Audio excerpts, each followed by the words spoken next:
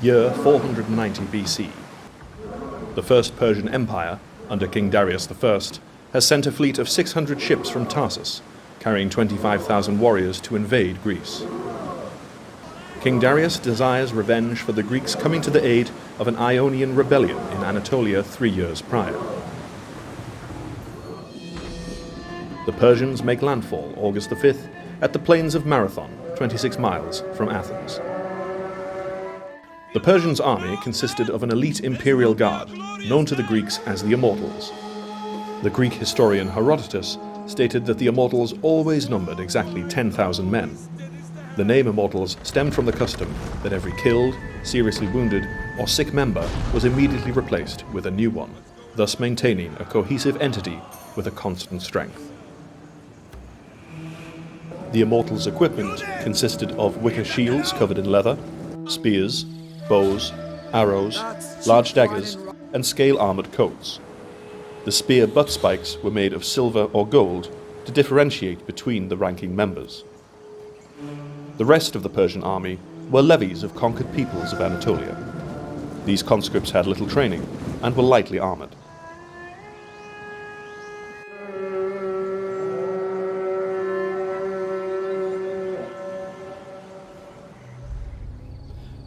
When the Athenians learned of the Persian landing, they immediately sent for aid to the Greek city-state of Sparta.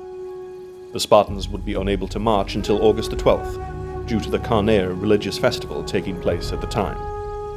With this news, and after much deliberation, the Athenians decided to meet the Persian army at Marathon. The intention was to pin the Persians, preventing them from reaching any Greek cities. The Athenians mustered 10,000 hoplites, along with 1,000 from the city of Plataea. The typical Greek hoplite was equipped with an iron-tipped 6 to 10-foot spear as their primary weapon. Their secondary weapon was a 2-foot sword made of iron with bronze fittings.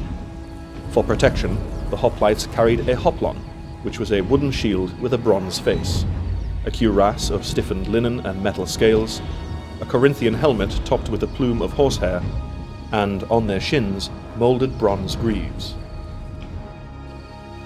After the 26-mile march, the Greeks, under the command of Miltiades, positioned themselves between the Persians and their path to the rest of Greece.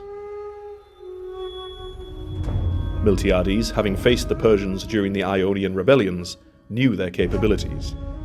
He devised a plan to mitigate the Persians' advantage. Miltiades utilized the Greek phalanx to aid against the Persians' superior numbers. The phalanx formation was a close rank and dense line of warriors interlocking their shields, allowing them to stand against greater numbers. Miltiades planned to advance at a run once they were in range of the Persian arrows.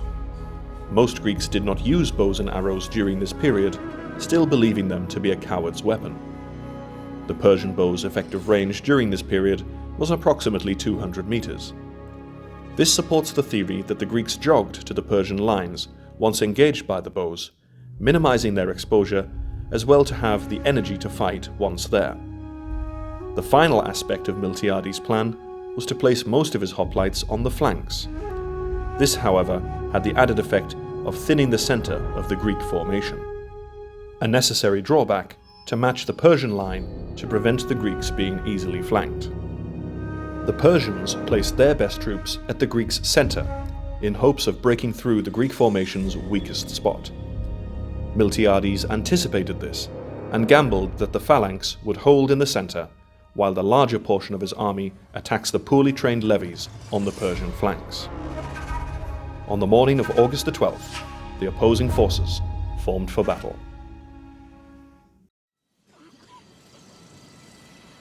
Make ready, men! Make ready! For today, we crush our enemies! We will drive them before us, and when our bloody work is done, we shall hear their lamentation and the cries of carrion birds, and it will be glorious!